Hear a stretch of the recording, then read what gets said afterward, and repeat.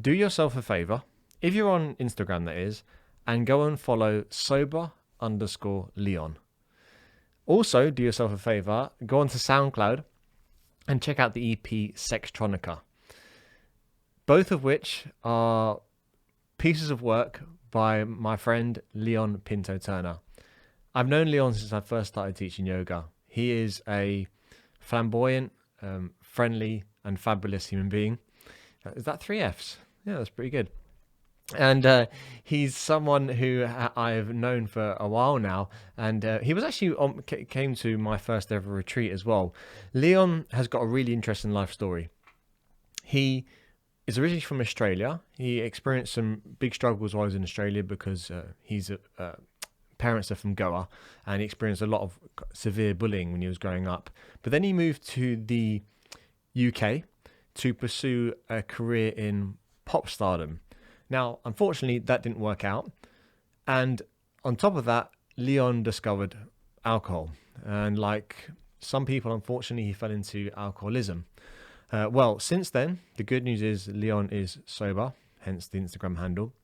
And he has been so for a year. So I was really happy he came to join us today, because this conversation is full of laughs, some tears, and a whole lot of feeling. So if you like it, please share with a friend if it helps you. If you found it moved you, that'd be fantastic. Also, subscribe, leave a like, maybe leave a comment, or tell people about it. That'd be great as well. If you would like to support this podcast and look after yourself, this is a commercial break. You can skip if you're listening on iTunes or Spotify. You can probably skip, like, just hit twice the 15-second button, and that'll probably get you past this bit. But if you don't know, then I have an online platform where you can practice movement and meditation with me, obviously. This platform is very high quality, the highest quality I can produce, because I'm into video and audio, and it's €19 per month. I upload content every week, brand new content, and you can try it out for free on a 7-day free trial. If for more information, go to kevinboyyoga.ie/membership. Get it right, okay? And check it out. So without further ado, here is the man himself, the very fabulous, the very great, the very powerful Leon. Leon. Hello. How are you? Good, thank you. Straight away, you're by far the best dressed guest of this house ever. Yes.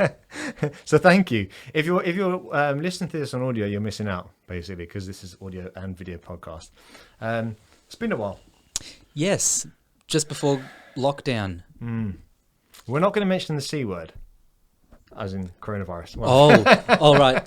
because supposedly if you mention it, you get like that or a swear word, which is fine as well, but you get demonetized, or the YouTube algorithm, it can pick up on speech. The same way if you were to do a video, they could do the closed captions automatically. It's like speech recognition. Right. So if you say certain words, they put you down on the list in terms of how searchable your video is. Now, as I mentioned to you before we start recording, some things I say, I might make them up, but I heard that somewhere and I'm believing it to be true. Okay. Yeah. But so yeah. So no swearing. I have to watch, because I do say the F word a lot. Try not to say that. Well, actually, I like what Stephen Fry has to say about swearing, and that is sometimes people say swearing is unnecessary, but Stephen Fry says, you know, for example, having a fabulous jacket like that is unnecessary, but it's colourful and adds spice to life. Same way that swearing does. I think swearing is quite funny, you know, and also the F word is very useful because it's a verb, a noun. It does many things. Yeah. So yeah, swear if you would like to swear. Firstly, so let's take it back to the beginning. Okay. The very beginning. Yes. Where are you from? I am from Sydney, Australia. Okay. My parents are from Goa. So that's in the south of India. So they are of Indian and Pakistani mix with Portuguese in there as well. Mm-hmm. And then they had my two sisters there in Goa, and then moved to Germany, to Munich. And you moved to Germany too? No, they moved to Munich. Then they moved to Sydney in 81, and I was born in 84. Ah, So I missed all of this traveling. okay. So when did you move then? Did you go to London or England, sorry, UK before you came to Ireland? I went to London in 2008, Hmm. and then backwards and forwards. Then it was Sydney and Dublin, Sydney, Dublin, Sydney, Dublin, Sydney, Dublin, and then now Dublin. When did the music, because when we first met, right, we met through yoga, we met, you came to my class, and it's funny how you make assumptions about someone when you see them. I was like, wow, look at this geezer. He's like really tough looking, you know, he's like really intimidating looking. I bet he's going to crush my hand when he shakes it, that type of thing. And then when I met you, you were so lovely. So, you know, so gentle. And then, well, I think one of the first conversations we had was actually about your music. You sent me a link to SoundCloud to your album, or was it an EP? EP, yeah. An EP, yeah. So when did that career start? When I was 7. So all of that started. So all of that started. The singing and dancing started when I was 7. I was doing 9 to 12 hours of training a week, and so Singing training. yeah, singing and dancing training, yeah, and acting. But I was never good at that. That's fine. We can't be good at everything. I was good at the other two. Very good at the other two. So. And then, that was a part of my, that was all through my childhood. And then I was doing lots of shows, and I was part of a show group, and we'd do a lot of shows and singing and dancing. And then I got a contract, and then what you haven't heard is I was working on something for 4 years, which is very different to what you heard, which is very electronic and poppy.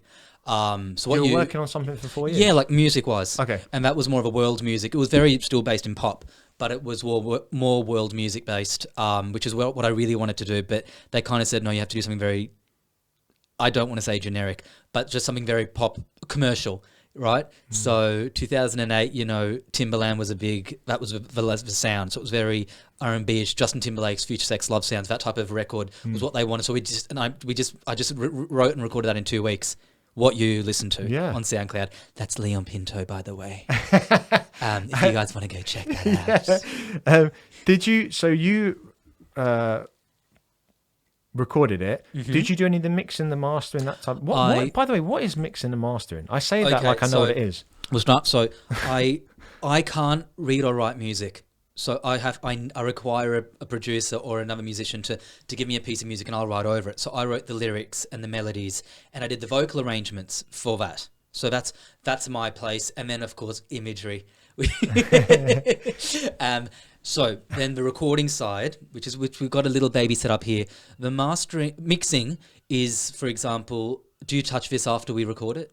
Like no. Sound-wise? Okay, so there's a chance that I might be softer than you when the listeners are listening. So mixing would be turning my voice up to the same level that your voice is and making sure that all the levels are right. And for example, if we have a band with us, let's pretend it's a live band and you've got a 5-piece band, the keyboards and the guitarist, you've got drums, you've got bass, right? That's a standard setup. So the keys might not be loud enough, or you may not want that loud in the mix. You don't want to hear it up in the mix. That's why we've got dynamics and soft and loud. And so mixing is literally that, mixing the sound. Okay. So that's what, and it's an art form, and so everything is an art form in recording, really.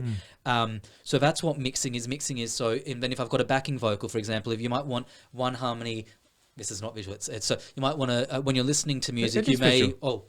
It's visual and it's not visual. Okay, so you might want one vocal coming from the back left, and you want the other harmony coming from the top right. So you can do that with headphones, you can do that with speakers, and that's what all mixing in. They do all this knob turning so that sounds are coming from the different panning. All that type of stuff. So you got all these different sounds coming from different places, but you also want everything. You want something to be heard at the right place. So if I'm singing, but you really want to hear a guitar lick, then you turn the guitar lick up and you turn my voice down. Okay. That type of thing. So you're just getting the levels right.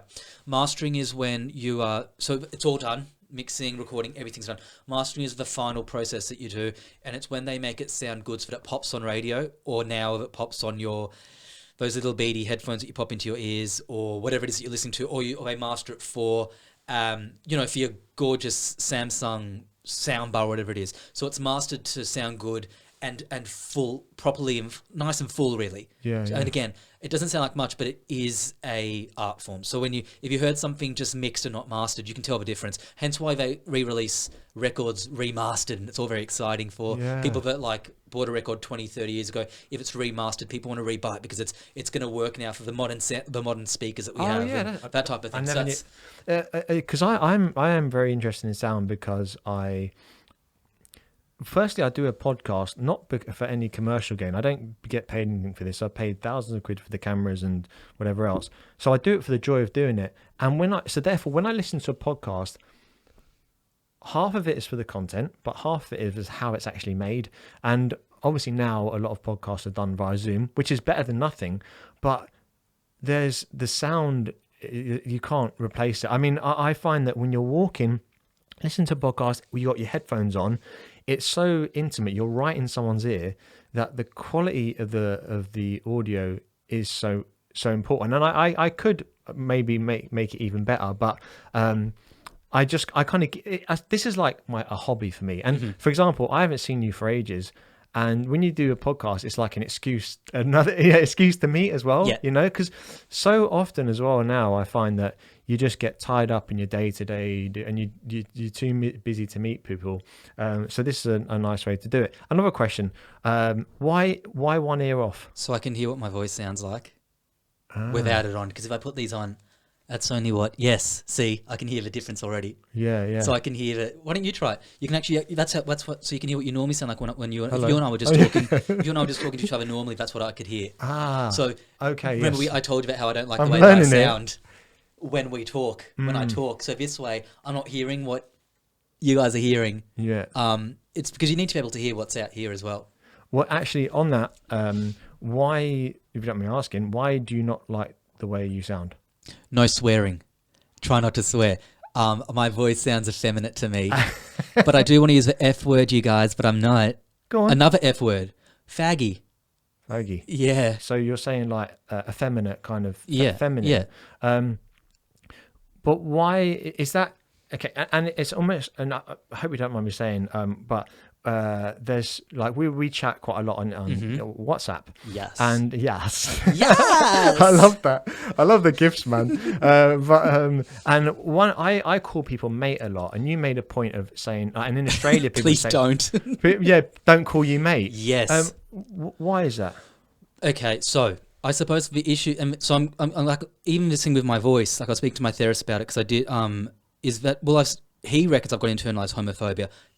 If I do, he reckons. Hallelujah. He thinks, well, obviously, like a lot of us have grown up with a lot of shame for being gay, or a member of the LGBTQIA community, right? So I grew up with a hell lot of bullying. So, and the people that were calling me names are also the types that would say, "G'day, mate," and that type of thing. So I just shiver when I hear the word because it's this straight, sporty type that would use the terminology mate. Now I know you don't use it like that, and you don't even know it. You didn't even know why I have an issue with it. But it's it's the type of person who would beat me up and bash me would use the word mate. Do you know what I mean? So that's why I haven't. And then so this is all stuff that I'm still working through. But my voice, my speaking voice anyway, I have an issue when I hear it back. It sounds very girly and effeminate to me. Now, I don't know if it sounds like that to you or anybody else, but it does to me.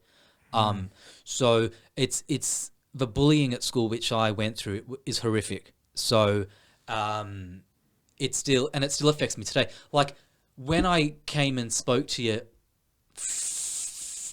2016, I think you started at that yoga place. You were like the first at that place. You're a pro, and you didn't even tell me. You're a pro, sis. When I met you at that place, you were like the first straight man that I've actually spoken to. Like, because I just stay away from yous. I'm just actually scared of you people as a breed. Why? What did? Without sounding narcissistic, what did you make of me when you met me? Well, I'd been to your class a couple of times already, so I was like, okay, cool, I can handle him. As in, he's not going to beat me up or he's not going to make fun of me or say anything nasty to me. Well, clearly he's not, 'cause he's a yoga instructor. So it'd be very off-brand if you were. Having said that, when I went to that place, this is very off topic, but because when we went, it was very exciting because I'd waited for a good yoga place to go to. And coming from Australia, we do have really good facilities, which meant we had very good yoga instructors, and people take it, whatever, if it's got to do with fitness and that, we take it very, very seriously. And there's a lot more, and I hope I don't offend anybody. It's not you, because I know you're not, but a lot of people, there's a lot more credentials that you need to do in order to instruct people in the first place, which when I first came here, you didn't have to go through so much rigmarole, but you did have to, because I was a member of the fitness industry as well back home, so I know, and a lot of your money goes into accreditation and insurance and all this type of stuff. So, and you get paid well for it, where you could make a really fabulous living for it. And I did try and make a living here doing it, and I wasn't getting paid very well. Hence why I stopped doing it. You're talking about Zumba now. Zumba Fitness LLC. You're talking about yoga at all? No, I'm talking about Zumba Fitness. Yeah, Zumba Fitness. So, but I was so excited to come to that studio because at least it was attracting a certain type of instructor who actually cared, and it was a very good. So it was a really cool time. So we did this class, and some guy came in, and I was freezing. I've just come from Australia, and I'm freezing. So I'm wearing a jumper, and he shamed me for wearing a jumper in class. Where? In the studio nearby. Yes, and he made fun of me, and I felt horrible. And my husband was with me, and I was like, he jumper shamed you? Yes. He was like, do you think you're in Antarctica? Woo. And he wasn't from Ireland. I think he was German or something, or he was Nordic, whatever it was. Nordic? Yeah. They're normally nice. This guy wasn't. And it was really, I don't know what I'm based on. It really upset me. It really upset me because I can't deal with people. He kind of embarrassed you. In a room full of people. Like, it wasn't just like a 6 or 7 person class. It was, I don't know what the capacity was of that room, but it was packed. Yeah, and it was a Sunday morning, and you know how hard it is to get into a class on a Sunday morning. It was packed, and it was just sort of anyway. So yes, I have been attacked in a yoga class, but then I saw you, and I had been to your class a couple of times before I did come and talk to you with the raised eyebrows there. Yeah, exactly. There was raised eyebrows for a while. It is odd though, being a male adult and interacting with another male adult because. It's kind of harder to make friends than it is when you're kids, generally speaking. Well, it's for me anyway. And sometimes you don't, especially now because, I have Rach, the baby, and I have the football team that I play foot with. But there it's a bit like, with the football team, they're a great bunch of lads, but you kind of keep the conversation on about certain things. You don't go very deep or very, very sensitive, just because it would make people feel quite uncomfortable in that dynamic. But what I did found with teaching yoga, and what I really miss now actually, is the bits after class where, because before class I can't talk to anyone. I'm too nervous. I'm too anxious that I'm going to forget something or say the wrong thing or stand in the wrong place, or whatever. But then after, I feel a relief, so I can chat, and that's how I got chatting to you. But then when we started to get to know each other, I really look forward then to seeing you. And then you came to our retreat, and myself and Elisa, we did a retreat. And what I noticed when you came to the retreat is how quiet you were. I was looking at you on Instagram. What's happening? I know, because I was looking at it, because Rach is the same. Like, when we first met you, and then we looked on Instagram, we're like, wow, this guy's so flamboyant and it's so creative and colourful and stuff. And we love all that. And we said to you, like, we'd love to do like Zumba with you online if you're up for it. But anyway, that's another thing.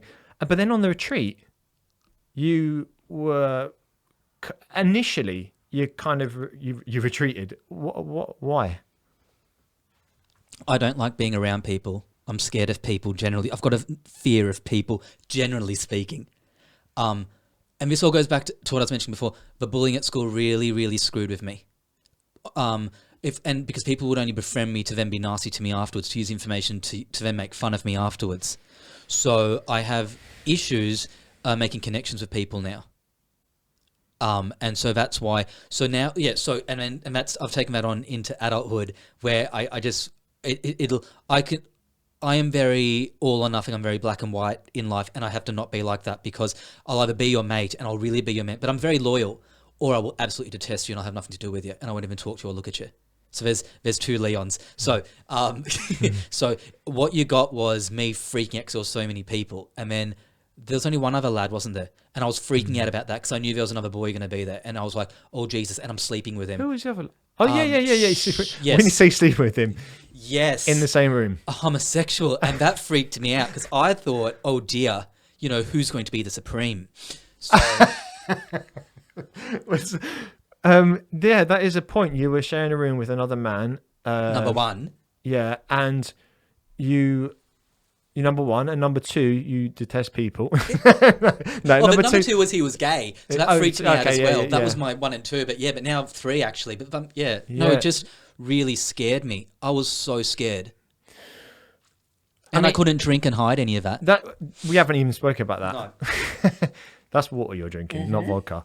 No. You are the t-shirt. Yes, a sober babe. We love a rebranding.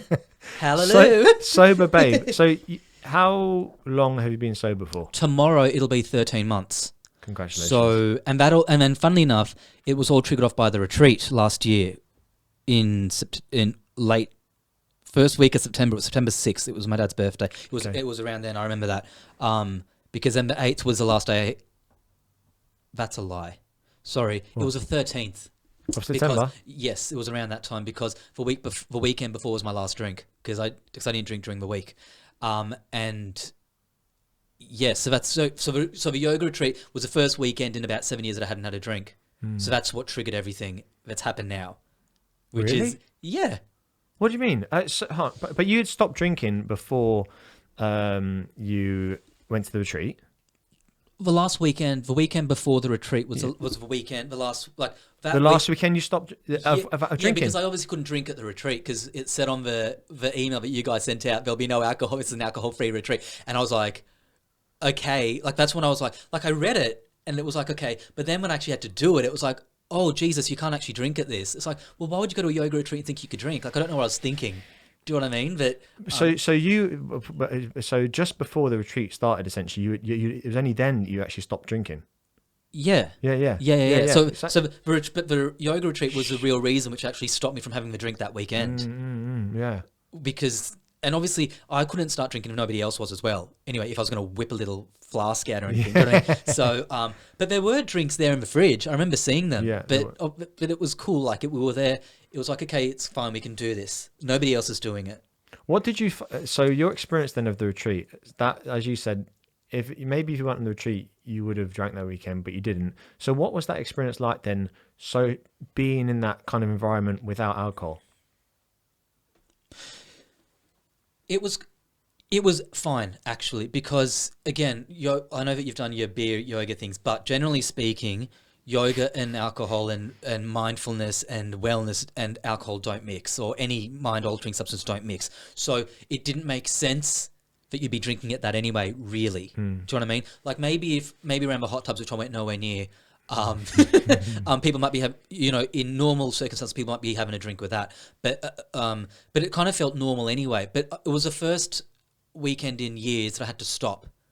And then so the thing about it was fine when we were doing group activities because you don't have to talk to anybody or interact with anybody. You just do your thing, and you just follow. But then when we were left to our own devices, that's when I was like, oh, that's when I started to freak out. That's the part. So to be honest, I didn't enjoy the retreat at all. Got nothing to do with you or Rachel. It was because it was very uncomfortable for me, and knowing that you. This is the thing. I was obsessed with it. So there's levels of alcoholism, and this was just an obsession in my mind. Do you know what I mean? It was kind of like, well, when can I have it?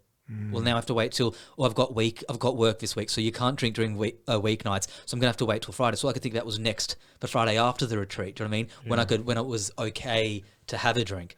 So yeah. So let's say, being at the retreat and not drinking alcohol,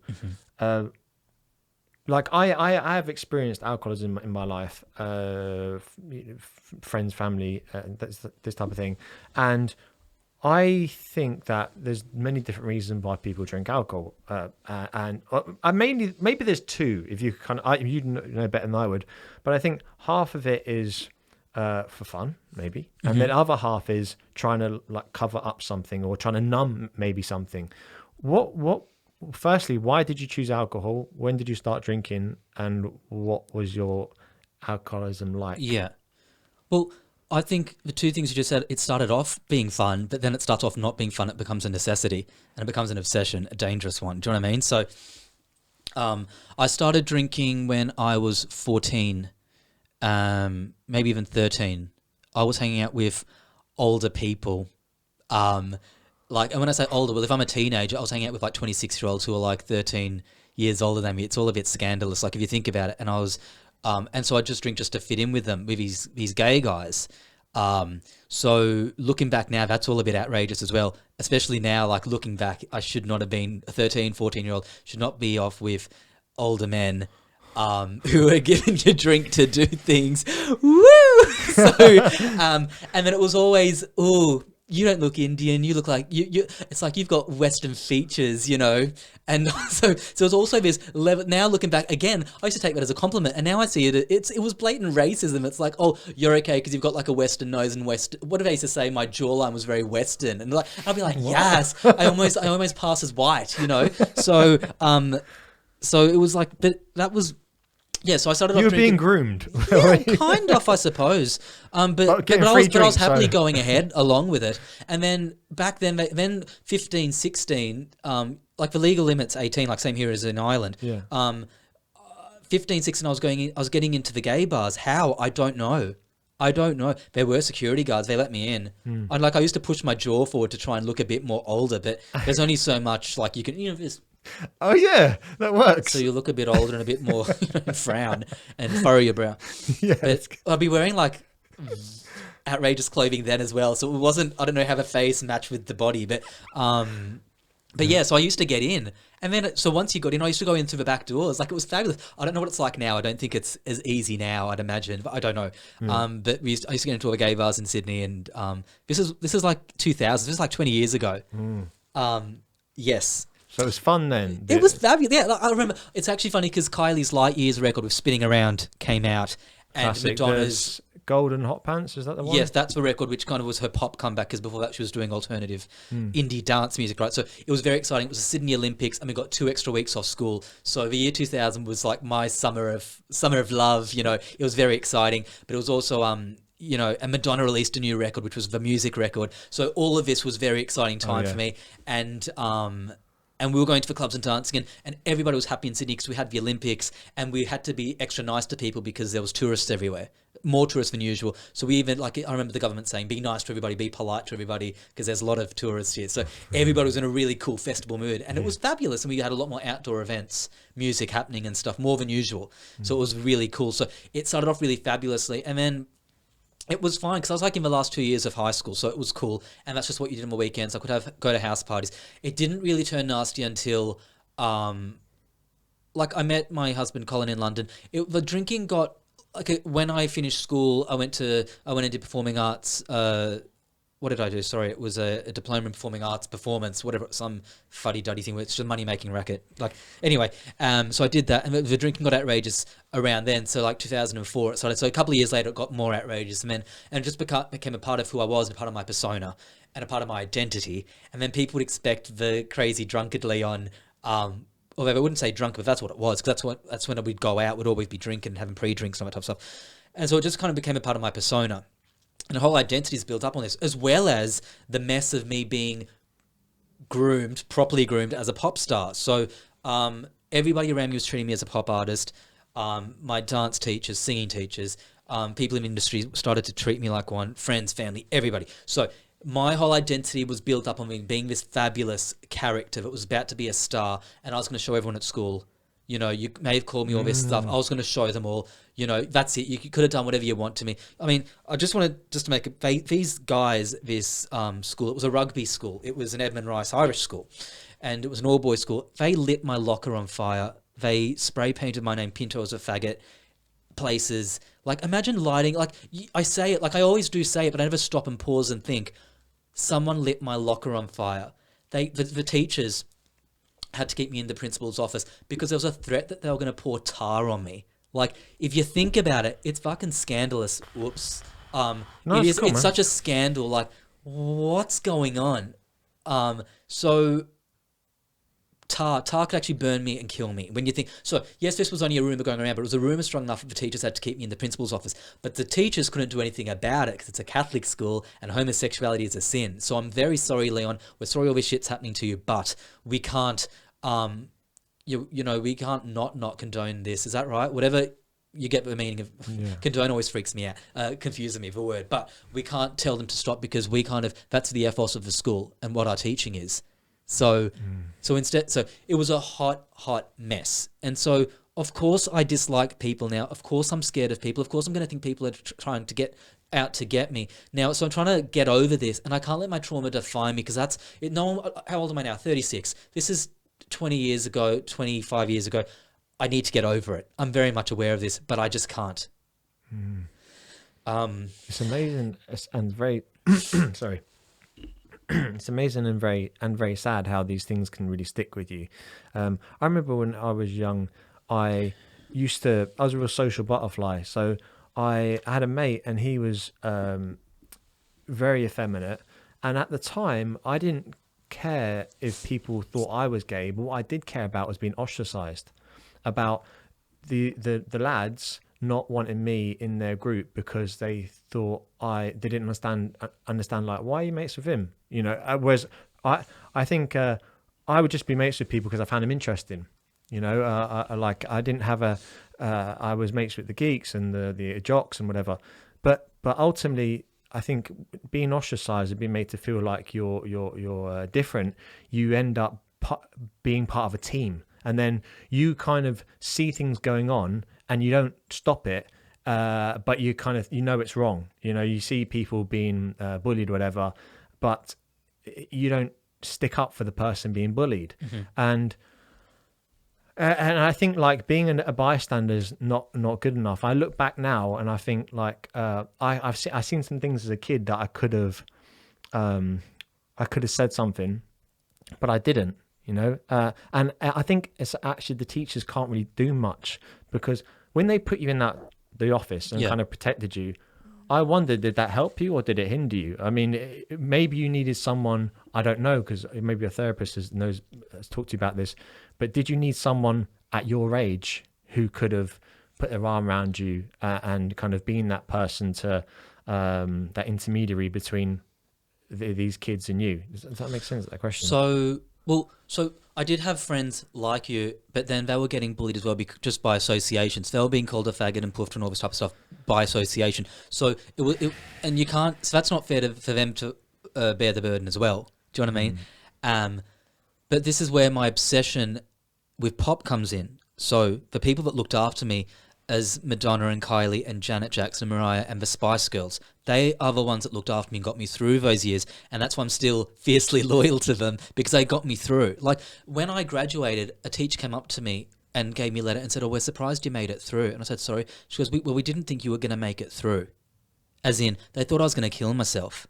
Wow. Like, and I'm just thinking to myself, you're saying this to me on the last day of school. Did you not think you could have done something in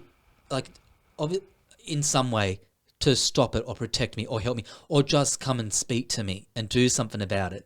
I was the only brown kid in my grade. I wasn't hard to miss. They all knew about it. Clearly, they all knew about it. I mean, even before the formal or what do you guys call it, Debs here or whatever, the principal took me aside. This is like it's ridiculous. There's a rumor going around that you're coming to the formal in a dress, a purple dress. It's like looking back. Like Leon of today probably wishes he did. I really wish I did, but I didn't. I'm not that. I'm not. I didn't have the confidence back then.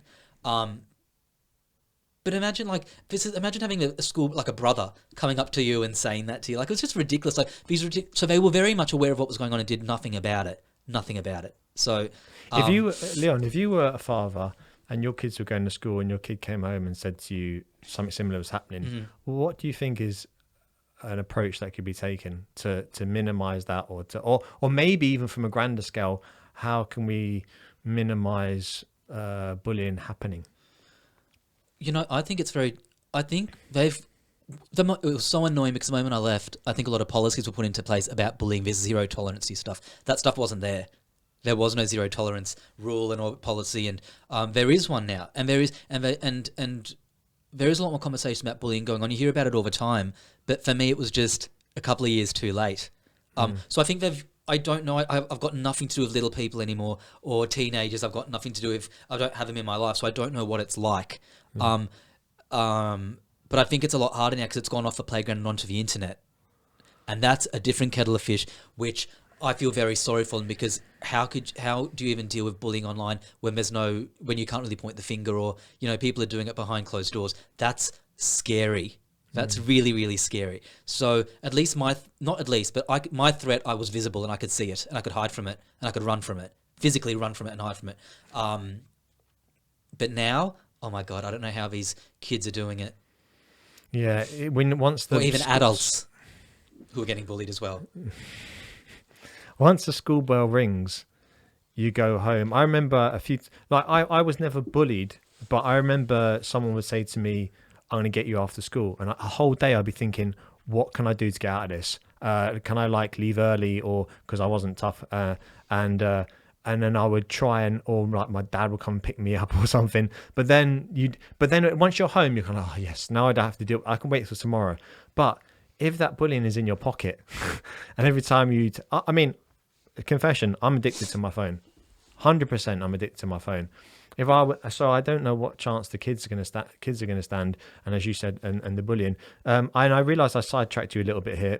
So with this, all of this, what we're talking about here, this bullying, the terrible experience about the tar and people lighting your locker on fire. You started drinking because it was fun, right? Yep. Great times out with the lads, the older gentlemen, and you had a great time. But then how did it spiral into? So I think what happened next was that this whole pop star thing was in my head, and I was obsessed with this idea. But it wasn't only my fault. I wasn't delusional. People were all feeding into this delusion. I wouldn't call it a delusion. It was very real. You've heard it. It's not fake. It is a real. It is a real record. It was there, and it's very good. Thank you. It's like Justified a bit. Yeah, kind of has that. Yes. Yeah. We don't like him though because he ruined Janet Jackson's career single-handedly. Let's do another podcast by the thing. Yes, because he took no. Well, he didn't get in trouble for it. As a white straight male, he got in trouble, and then Janet got blacklisted from the Grammys and MTV and every radio in America. So Janet's career stopped in 2004, and she's never recovered. Whereas really? Yes. Whereas Justin Timberlake, a white male, got away with it and got invited to the Grammy Awards that year. So firstly, though, it was choreographed, wasn't it? She knew it was going to happen. Yeah, but the showing of the nipple apparently wasn't supposed to happen. She did have a little lacy thing. Oh, was it a nipple? Have you seen a nipple? She had a little lacy number. Can you say nipple on TV? It's not TV, but he pulled her thing over. The corset off. Corset. It was like but then too much came off, and the nipple was revealed. Oh, really? Okay. Yeah. I didn't know that. What she doesn't get credit for is that she's the reason why YouTube took off.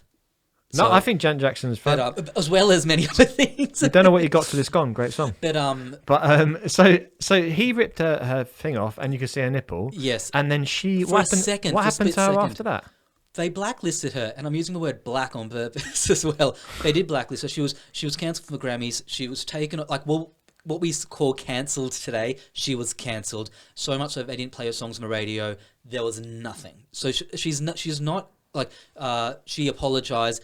No one wanted to hear it. There is a bit of a conspiracy theory saying the American government wanted to, they were about to go into war in Iraq, and they wanted to, focus on this black woman's nipple instead of actually focusing on what was actually going on. And they do it all the time. Like it's looking back in retrospect, all these music journalism magazines, all this type of stuff, they now agree, yes, this is actually what happened. This is fact. This is not Leon being... To distract the public from the war. Yeah, they did use Janet's nipple as an excuse. It was on telly for not even a second, and yet they slowed it down and kept showing it all the way around. Europe didn't care. Asia and Australia didn't care. Only America did, because they've got a different culture to us, to bodies and all this type of thing. But it single-handedly ruined the woman's career. They've got a different culture to bodies, did you say? Yeah. How do you mean? Well, why is it that in Europe, in Europe, they've got a more open culture to bodies. Oh, sorry, nudism and not breasts nudism, but bodies, and whereas in America they're a bit more prudish about the whole thing. Yeah, especially like mainland Europe, people will sunbathe topless and naked and stuff like that. So I never realized that about Janet Jackson. I know it sounds daft, but you don't realize sometimes how much the media are trying to channel your concentration. But yeah, these women, these divas, and only a select few that are very important. They say, and it just so happened that at that time, all these people release, except for Spice Girls, the other artists I mentioned released very introspective, new age spiritual records at the time. Ray of Light by Madonna, The Velvet Rope by Janet, Mariah had Butterfly, and she's always been very introspective anyway. So I related to these women and their music and their strength. And they got me through school. So when you're talking about someone that's buffering me with all this bullying and all this type of stuff, they're the ones that look after me. I couldn't go home and tell my parents because I told them, they'd be like, well, what are they saying? Then I'd have to come out. A child shouldn't be forced to come out. No one should be forced to come out until they're ready. Clearly it was shining out of me, but that's up to me to be ready to say it, So my parents had some news agencies which you call off newsstands and then we had liquor stores which you call off. Like we have them separate over there. News agencies and liquor stores are separate. That was their business. Yep. So we had a few businesses. They'd come into the shop and say and scream out homosexual slurs at them, and mum and dad would have no idea what was going on. Like about your son. Wow. Your son's a faggot. Your son's a cocksucker. People come in and these are kids from school. Shops. Yeah. Whoa. It was really bad.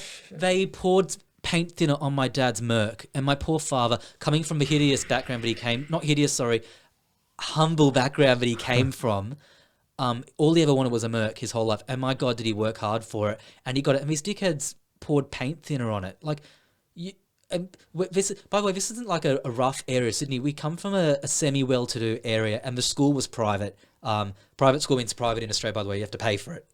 Okay, yeah. Different from so public. You're talking about. So the school you went to was a private school. Yes. Okay, yeah, we call it public in England. But yeah, yes, yeah. So you'd think that these people would know better, or would be brought up, with a certain level of respect. Clearly not. I don't know. Did it upset them that the coloured people were doing well? I don't know. But that's where it kind of lends itself to. And this is only the 90s and early 2000s, so it's really not that long ago.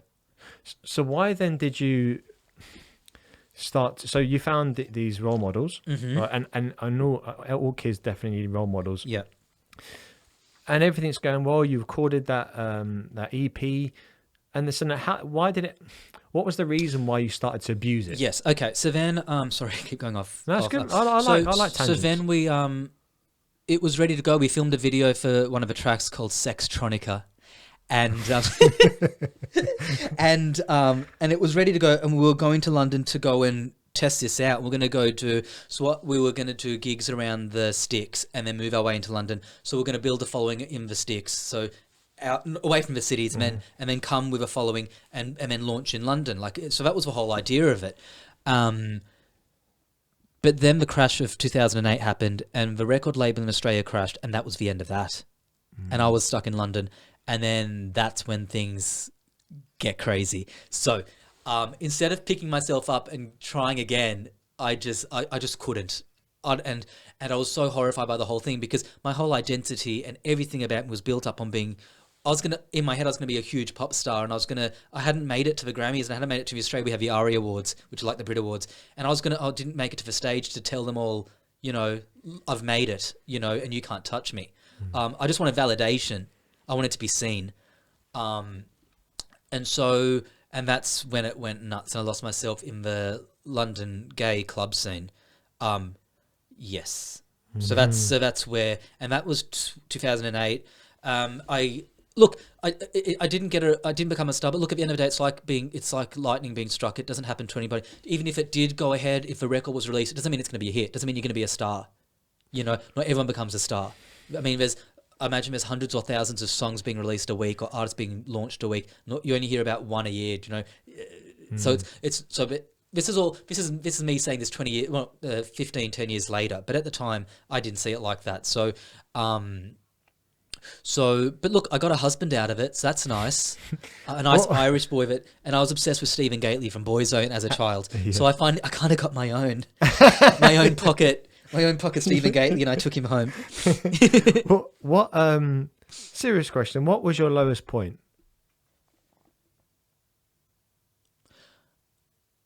So when I realized there was an issue was in 2016. So I love my pop stars, and so now, okay, so we've let go of the pop career. It's gone, fine. So then when I came to Dublin, I got a job, a full time. So just to tie everything in. So then Colin, my husband, kind of said, "Well, this isn't working. Why don't you? I know you've got an interest in psychology. Why don't you go and study?" So I went and did developmental psych. Oh, did you? Yes. And then I was doing the honors. I was doing trials, and I just freaked out and ran away. So I didn't finish. So I do have just the Bachelor of Arts and Science. I didn't finish the doctorate of it. I just ran away. So because that's what I do. I run away. What? Sorry, Leon. What is developmental psychology? Children, little people. Oh, interesting. Yes. Sorry, Leon. I know you say you don't have many little people in your life. Yeah. But would you like to be a parent? I'm going to get back to telling you today. Yeah. At this stage, no, because I'm too used to my life now, and I'm used to the level of fabulousness and glamour, and what we do. It's going to be very hard to stop going to my VIP front row Kylie tickets, and it's going to be very hard not to go to Nice whenever I want it, and it's going to be very hard to just stop all of that. It also means money-wise, I can't be doing my little mediocre job. Now, I love my mediocre job. I revel in it, in my mediocrity. I think it's amazing because it allows me to do other things that I want to do. But in order to be, if I wanted a child, things would have to change, big changes, and not today. I want to touch on that. You said, because you did a great shout out to another podcast, actually, it's Sober Heroes, right? Mm-hmm. You did a great episode with them, which was really good. One of the things you said about it was about your work and how you don't define yourself by your job. You revel in mediocrity. But maybe so that you can be exceptional outside of it and how you go about your life. And I think that's actually a really interesting concept that I've actually never heard anyone say that before, because it's real popular now to be like, you can do whatever you want to do, and you can be whatever you want to be, and every day, it's kind of, what's the word I'm looking for, create your own job, and this, that, and the other. But maybe you can't be what you want to be. maybe not everything is actually possible, and maybe that's a more healthy way to an angle to tell people and say, you could actually do a job where you do it 9 to 5, you do it well, you like it, but you're not defined by it. Mm-hmm. And you can actually have a fantastic life outside those hours. Whereas now, because we're at home so much, as we were saying downstairs before we start recording, and you can always be working, always be chipping away, it becomes your life, and then you do nothing else outside of it, mm-hmm. which I think is a tragedy. And I've have become that way myself, because I think instead of doing this thing now, whether it's like going to see steps or whatever, I could spend that few hours building upon what I'm doing now, because I'm so afraid that I won't be needed. That's my main fear, is that people won't need me. I said to Rach today, maybe because it's Wednesday and it's kind of grey out, I was like, what's the point in my job, my life? Like, what do I really add to people? And Rach had to give me a pep talk. She does this sometimes. Gives me a pep talk. She's good at pep talking. I'm not saying I'm depressed, but I have moments where I've put everything into my profession, and I want to be really good at it. And when I lose followers on Instagram, or when not many people sign up for a workshop of mine or something, I question my existence, not just my job. I actually think, like, what's the point in me?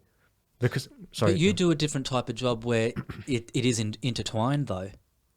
Whereas I wouldn't. You are a yoga instructor, but that is a part of your life. That is part of your being. It's in your veins, kind of something. I'm not a clerical officer. Do you know what I mean? I'm not gonna. You have the power to change people's lives. You have the power to make their lives better. You have done that. A clerical officer is not going to do that. I'm not going to, so that's got no, this is just I do my job so that I can go to steps and meet steps. I do that so I can go to Kylie, Madonna and Janet concerts, do my silks and my vertical dance, and come to yoga retreats and yoga classes, and try all these newfangled fitness classes and stuff. That's my passion. I enjoy doing that. I also like being photographed by my husband and then editing them as much as possible to make it look like a fantasy. I enjoy doing that. I love color. So that's what I spend a lot of time doing, is that. And that's my creative outlet, to get that out. but I understand why you feel the way you do, because your job and your life are intertwined, whereas mine are not. I don't think you could separate your job and your, because it's a hobby passion as well as what you do for work. I don't know that's if you true. do yoga for fun anymore, or not fun, but for spiritual enlightenment or for relaxation or meditation or whatever it is. But I imagine that's how it started off as. Yeah. It's become a business now. I imagine it is a business now. But it started off as a hobby. Do you know what I mean? Doing clerical work and admin is not a hobby. Yeah, that's a good point. Actually, it is because if I say the government gave universal basic income, sorry, and everyone got paid the same no matter what, I'd still be doing what I'm doing now because I really love doing it. Yeah. Like even Rach after she gave birth to Eve, I was talking to her about, she was asking about how she get strong and all this kind of stuff again, and breathing techniques, all this kind of jazz. Mm-hmm. So I do love it. You're right. Sorry, I was kind of sidetracked there a little bit. So talking about your lowest point, as you said. Yes. Sorry. So I sidetracked you there. Yes. So I love my pop stars and I follow them around Europe, and all of our money goes into following these artists around. Now, it gets me it brings me a lot of joy, and I get really excited, and it gives me a buzz. Now, so Kylie, we actually, even when we moved to Ireland, we based it around Kylie's tour. Like, so Wow. My sister got married and we flew over, so we're here in Dublin for the Kylie Kiss Me Once tour. And then I wanted to follow her to somewhere in Scandinavia. So I did follow in Belfast. So I did this is what I had planned, because in Australia acts don't come, and when they do come, it's very exciting, it's very expensive. And in Europe, you can there's a pop star here every week before, and so I'm still on that pink cloud. I'm still excited by the fact that all these artists are coming to Europe, and they're just an hour or 2 hour flight away, which is only 10, 20, 25 euros. In Australia, you live in Sydney, that's it, you don't leave. To go overseas is a big deal, and that's why when you get Australians coming to Europe, you notice they want to do all of Ireland in 3 days, and we're going to go to France, and we're going to go to Rome. That's not what that's very different from your Irish or European mentality. It's we're going to just do one city and that's it. Whereas when we come over, we want to do everything all at once, because it's 36 hours plus to get here, and we're only got a week or two to be here, and it's a year's savings or even longer. Do you know what I mean? Just to come to Europe. So it was very exciting. It's a thrill to be in Europe and be able to be in a different culture, a different landscape, different temperature, all this type of stuff. So Kylie did a headlining gig at Hyde Park in London, and it was the biggest show of her career, and it was very exciting. And I don't know, I'm getting emotional talking about it. But we went, Jesus, sorry, I'm crying about Kylie. Stream Disco out November 6th. It's coming out, you guys. So we went to this show, and it was a really big deal because it was a big gig, and Mika was supporting her, and years were there. It was all very exciting, all these acts that I liked. And but there was also a lot of rosé on you could buy rosé in plastic bottles. It was very exciting because it was out in the park. They weren't in glass bottles, they were in plastic bottles. So you could buy these cheap, I think they were £16 bottles of blush. And so I could put them into my backpack. So I was like walking around with this backpack with 4 bottles of rosé, and I was just sculling them back. I don't remember this show at all. What I don't remember is coming to near Buckingham Palace in the bushes, and I don't know how Colin found me, but he did. So that was my lowest point. And now look, so this is why I said to you before, we kind of touch on it, but alcoholism, it's a spectrum, and everyone has a different story. And so the treatment for it is going to be different for everybody as well. So like, I haven't done rehab. I didn't, I haven't been arrested yet. Nothing that bad. But the fact of the matter is that it was I like to think of it as an obsession of your mind, an obsession of your mind, and your whole life starts to revolve around it. So that would probably be my lowest point. Now then at that point, actually, I kind of tried, it's called moderate drinking or controlled drinking, where you try and control it. But what happened then when I was just hiding vodka and I was just topping up my my glasses of wine with vodka when Colin wasn't looking. This is when we're back at home. Yeah. So, and then he was like, there's something going on. Wow, you're doing that from home while you're at home? Yeah, well, then I started hiding them around the house. Then I started, because Colin doesn't drink as much as I do. He never did. Well, he just grew up. He got over it. Yeah. I didn't. I kind of stayed on the same level. Of drinking. And so because he stopped drinking, I kept on the same level, but then I got used to it and started drinking even more, and I had to hide it from him. because he'd be like, well, what the hell's going on there? So he was like, okay, that's clearly not working. Why don't you try cider? And I was like, I don't do cider. That's below me. It's either champagne, darling, or rosé. So then we found something that looked okay, and that was Orchard Thieves. So again, I used to scull the full of sugar. Yeah, that stuff is. I really don't think that was my concern. Okay, yeah, fair enough. Full of sugar. They had light versions. Okay.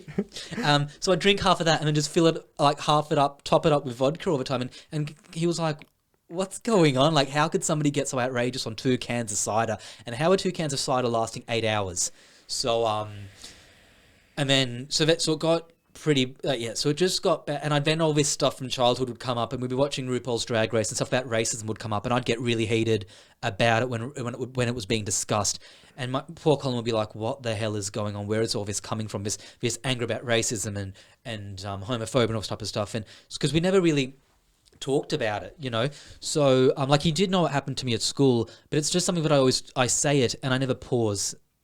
And then when I do pause, well, then I start crying. I get really upset. Hence why I always try and gloss over it really quickly, and I talk really fast when I tell that part of my story. Usually, I didn't today. Hence why I kind of lost it there for a second. This was going on for years, and he did try his best to try and control it, you know. And the poor fella every Friday night was like, "Oh, are we going to be good boys today? Can we just watch Netflix?" And so it'd be this negotiation. He'd be like, "Okay, fine, only 1 can," like a child. Fine, only 1 can. I'd be like, "Yeah, sure, cool, 1 can." 1 can was never 1 can because it lasted 8 hours. How could somebody drink a can for 8? You know, but he believed me, and I abused that trust. You know. Yeah, that's in a relationship where you live with each other. If one person is in a completely different mental state, like if one person drinks a lot and the other person, it's going to create a divide, isn't it? And it's not going to end well. I think that when you live with an alcoholic, it's you do have to be a bit tough with them to a certain degree, but also to show empathy. But it also depends why the person is drinking. As from what you said, Leon, like what you experienced growing up, and the fact that you're saying with the music career, lightning's not going to strike twice. So it was a case of maybe delaying having to deal with that. And when you drink, it's almost like it bring that first sip of whatever you're drinking. I don't drink much, hardly at all ever now, but that first sip is like reminds you of a good time. Yeah, it's instant. Almost like instant love or something. But I do like, there is a guy, I forget his name, but he studies twins. He's one of the main kind of developmental scientists about twin studies, whatever. But he says how like it's strange how you can have an alcoholic father and who has 2 sons, and one son becomes an alcoholic and the other never drinks. And it's I think if you see what alcohol can do to a family or to friends, whatever, it's that really stays with you, and therefore things that happen in your life that when you're young can be bad, but also they can kind of make you strong in a way, because you've experienced something that's terrible and you don't want to go back there again. I'm conscious of your time.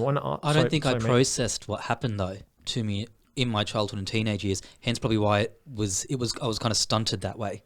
Stunted because I didn't process any of that. It's being labelled as trauma now. My therapist said it is trauma. 2 lots of trauma is what happened to me at school, and me not becoming a pop star. To me, that is traumatic. Oh, yeah. So I didn't deal with it. Well, I'm dealing with it now.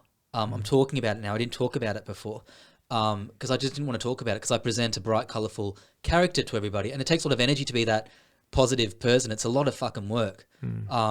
As much as it takes, like, it's very tiring having to be happy, but I have to be, because if not, I'll go to a very dark place and I don't want to go there. Yeah. So it's hard. It's work, you know. So, yeah. But it's not like for me, it's not a show or anything. Like, you have a lot of energy. I mean, I've seen you on Instagram doing all your plyometrics and stuff, but you have a lot of energy, and it's like that energy could be used to be as you are, which is great and fabulous and flamboyant, or it could be used to hate. Really, like, you could quite easily be a hateful person, but I'm saying you could be, but you don't, but you make a choice not to be. Would that be fair? Yes, but it's a conscious decision. Yeah. Because it'll eat me up. And it does eat me up. Like I said before, you were like the first straight man that I spoke to. And that was only like 4 years ago, like whatever, how many years ago it was, 4 years ago. So it took me that long to speak to, like I took a chance on you. Do you know what I mean? Because let's see if I was wrong, and you didn't, you didn't disappoint. But people since then have. So, but that's just life and I need to get over it. Because otherwise, I've closed myself from humanity and communities now. Like gay people, I don't deal with them. I don't talk to them. I don't want to because the ones that I dealt with in Sydney were racist and very bitchy. Do you know what I mean? So I've dealt with this my whole life. I'd always, like even when I was going out, no one ever wanted the coloured boy. They wanted the white one. I'll be the rice effeminate queen. So rice queen is a term, by the way, for Asians. Rice. Rice rice queen, is yes, because apparently, yes, it's a stereotype. So I just haven't had a good time with people, generally speaking. So we need to undo all that thinking, and I kind of go straight to that place straight away. Why did that person do that? It's because they hate you. It's because they're racist. It's because they're homophobic. It's because of this, because that. It probably isn't, but that's the first place that I go to because that's my defense. And then I close down, and that's when you see me at the yoga retreat being all quiet and reserved. I'm freaking out because I don't know what's going on. And I don't have my husband to be the buffer because that's what he is now. So now, so I use Colin whenever we go out. Colin's always there to be the buffer, to do all the talking, because I don't talk. I just stand there. I honestly just stand there and just smile and nod, and can't wait to get out of there. So, but I'm coming, like the last year has been a lot of stuff has happened. I've grown a lot. Do you know what I mean? So it's just, so I've had to do a lot of talking. And I don't like to do public speaking. I can sing and dance if that's fine. Public speaking I can't do. So I think I've done all right so far. I haven't done any stuttering yet, which is great. We're at the hour mark now, but I want to say that thank you for taking a chance on me, because I'm glad you came into my life and Rachel's life as well. We think you're fantastic, and I'm really happy that you're choosing to share your story, because and maybe, what do you think, you'll sing again? Yeah, so I don't want to get to the heights of La Minogue or anything like that, but just to publicly sing would be great. And I've said, like, even if it's on Instagram Live, or if it's even like I do need to sing, and I do need to get back to songwriting again, because I haven't done it for 12 years now. So that's a long time to not do that. To do something that was such a big part of my life. But, I'm doing my silks and my circus arts. And so I am doing something creative, but it's just easing my way back into it until I'm ready. Yeah. Yeah. So, yeah, I will what did they say? Watch this space. I will be performing soon in some, shape or form. Great, mate. Oh, that's it. Sis. Sis. Thanks, sis. Thanks, doll. Sis. Thanks, pet. Thank you so much, Leon. That's fantastic. Thank you very much. Thank you so much for listening, for watching. If you enjoyed it, please subscribe. Please share or tell a friend. Hit the like button if there is one there below you. And also leave a comment or leave a review on iTunes. That would be fantastic. Again, if you would like to move with me virtually, you can do that by joining my online membership platform. And you can also cancel any time. So if you're thinking, right, I'll get into this for Christmas, for the new year, and then summer I'll do my own thing, you could do that. That is an option. You just go to kevinboyyoga.ie/membership for the platform. 1 week trial. In other words, 7 days. So thank you again. I hope you had fun with that one. And until next time, be good.